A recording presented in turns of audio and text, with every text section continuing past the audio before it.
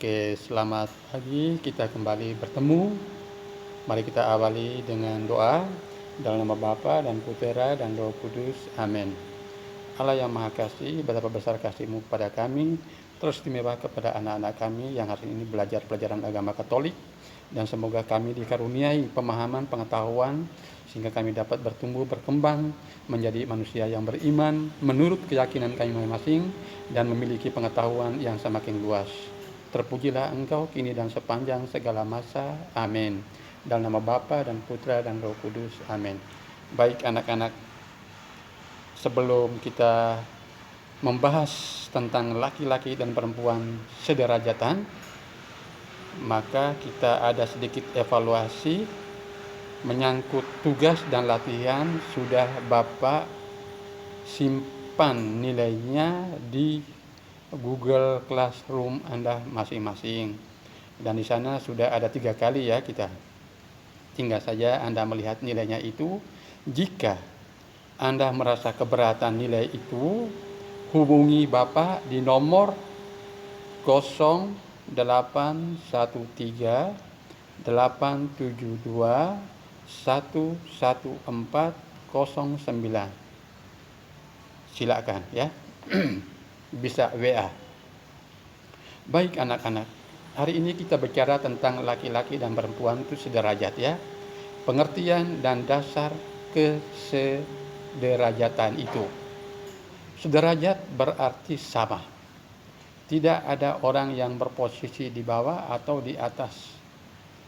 Kesederajatan memberi tempat untuk berhubungan ideal antara partner, bukan antara bos dan karyawan atau tuan dan budak.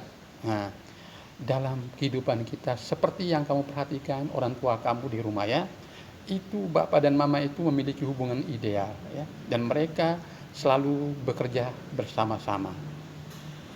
Oke, kita melihat dasar kesederajatan di Kejadian 1 ayat 27. Manusia diciptakan bersama menurut gambar. Gambar di sini artinya menurut rupa. Rupa ini artinya sama, sederajat dengan Allah. Allah sendiri melihat semua ciptaannya, termasuk yang paling istimewa adalah manusia. Dia mengatakan manusia itulah puncak dari penciptaannya, ya. Karena itu di mata Allah yang namanya manusia, baik laki-laki maupun perempuan, itu sederajat. Tidak ada yang di atas yang lain atau di bawah yang lain. Sama, ya, sama. Itu hanya karena Roh Kudus itu atau Roh Allah itu bekerja di dalam pikiran manusia-manusia yang memiliki pengetahuan yang ideal itu, sehingga dia memahami orang lain atau pasangan hidup itu sebagai partner, ya, rekan kerja.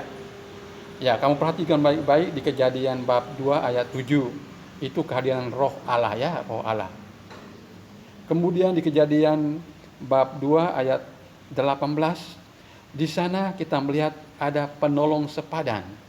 Itu artinya laki-laki itu, ya, laki-laki itu dia memiliki teman yang namanya penolong sepadan itu. Mengapa dikatakan penolong sepadan? Karena perempuan yang hadir di samping itu merupakan pribadi yang terlahir, yang diciptakan Tuhan dari tulang rusuknya, ya. Bukan dari tulang kepala untuk dikop, bukan dari tulang kaki untuk diinjak, tetapi justru diambil dari tulang rusuk. Supaya apa? Supaya kita hidup bersama. Oke? Nah, di Kejadian bab 2 ayat 22 itu juga mempertegas bahwa tulang rusuk itu yang merupakan asal usul perempuan, maka laki-laki bertugas melindungi dan merangkul perempuan itu sebagai sahabat, seperjuangan, sepenanggungan, seperjalanan, baik dalam susah, duka, tapi yang sudah dipersatukan oleh Allah jangan diceraikan oleh manusia. Nah, ini dalam situasi pernikahan ya. Baik anak-anak, di Roma bab 11 ayat 12 ya. Jika pandangan bahwa perempuan adalah bagian kecil dari laki-laki karena diciptakan dan dari tulang rusuknya, maka Santo Paulus mengatakan perempuan memang diciptakan dari tulang rusuk laki-laki, namun semua laki-laki lahir dari rahim perempuan itu. Ya, itu jelas sekali ya bahwa hubungan ideal antara laki-laki dan perempuan itu harus dilihat dalam konteks sederajat itu ya. Sehingga Santo Paulus secara tegas dia mengatakan apapun semua manusia pasti lahir dari rahim perempuan. Nah, kita melihat ada pengertian yang keliru. Pengertian yang keliru ini kena pengaruh budaya ya. Pengaruh budaya. Kenyataan sekarang adalah perempuan banyak kali dianggap lebih lemah dari laki-laki. Itu yang disebut subordinat ya. Perempuan adalah sub atau bagian atau cabang laki-laki sebagai pusat. Jadi laki-laki itu pusat, wanita itu cabang. Nah, inilah pandangan yang keliru ya, itu. Karena itu kamu nanti melihat setelah belajar ini ya, jangan melihat perempuan itu sebagai kelas 2. Tapi lihat mereka itu sebagai teman seperjuangan, sepenanggungan ya. Karena itu kamu lihat di bawah ya itu. Perbedaan hasil ciptaan manusia bukan dari penciptaan. Karena itu perbedaan ini bisa dirubah. Nah, kalau Tuhan mengatakan itu baik, mengapa manusia mengatakan itu tidak baik? Ya. Jadi perbedaan yang kita lakukan yang sekarang dibilang perempuan itu kelas 2, itu adalah manusia yang menciptakannya, bukan dari Tuhan. Oke ya. Kita lanjut. Ada juga istilah demitologi. Maksudnya meluruskan kembali sejarah yang telah diatur oleh laki-laki. Jadi perempuan dan laki-laki itu memiliki tugas dan peran yang sama dalam masyarakat. Perbedaan mereka hanya pada struktur fisik dan peran biologis. Perbedaan yang paling jelas adalah bahwa hanya perempuan yang memiliki rahim sehingga bisa mengandung dan melahirkan bangsa atau melahirkan kita ini ya.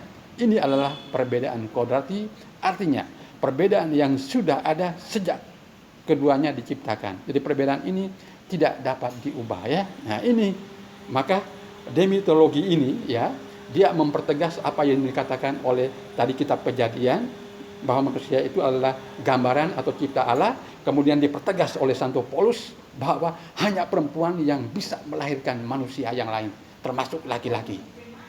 Karena itu, ya, demitologi mau meluruskan bahwa hanya perempuan yang bisa melahirkan, dan konsep ini adalah konsep yang benar. Oke. Di sini kita melihat kisah-kisah dari kitab suci tentang peran Bunda Maria ya, salah satunya adalah Maria. Juga disebut sebagai tokoh emansipasi perempuan. Ketika dalam Madah Magnificat Lukas 1 ayat 46-56 dia berkata, ia menurunkan orang-orang yang berkuasa dari taktanya dan meninggikan orang-orang yang rendah. Orang yang berkuasa pada zamannya jelas adalah para laki-laki, dan yang direndahkan adalah perempuan dan anak-anak.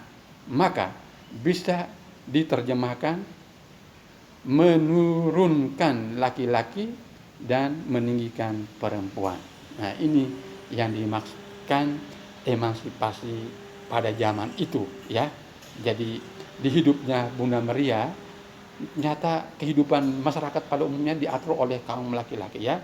Karena itu Tuhan dengan tegas dalam Lukas 1:46-56 demikian ya, menurunkan laki-laki dan meninggikan perempuan. Nah, inilah salah satunya. Lalu kita melihat yang berikutnya, Yesus Kristus sendiri yang hidup dalam budaya Yahudi yang sangat patriarka, menunjukkan sikap-sikap yang berbeda ya. Patriarka ini maksudnya bahwa budaya pada waktunya Yesus itu juga masih dimonopoli oleh kaum laki-laki.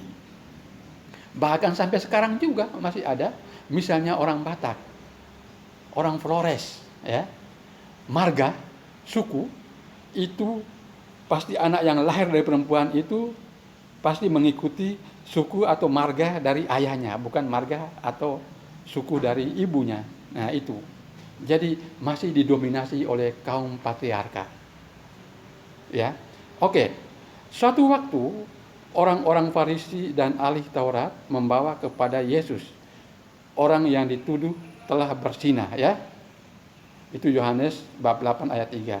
Tapi Yesus menyelamatkan perempuan itu, ya, bukan karena dia Maha Pengampun, tapi bahwa ada ketidakadilan yang terjadi. Sebab laki-laki yang berzina bersama si perempuan tidak ikut diseret ke hadapannya. Nah, disinilah suatu yang tidak adil. Jika kamu yang tidak berdosa, hendaklah dia yang pertama melempari perempuan itu. Ternyata tidak ada satupun yang melempar perempuan itu, dan mereka akhirnya pergi dengan diam-diam, ya. Nah, begitu.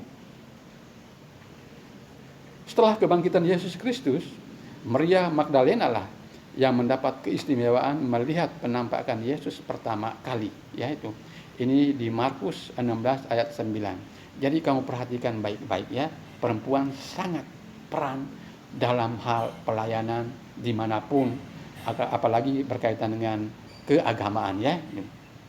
Lalu perempuan memang diciptakan dari tulang rusuk laki-laki, namun semua laki-laki lahir dari rahim perempuan. Roma bab 11 ayat 12. Jadi ini semakin dipertegas bahwa yang namanya laki-laki dan perempuan itu oleh Tuhan yang menciptakannya itu setara, ya, tidak ada perbedaan, ya.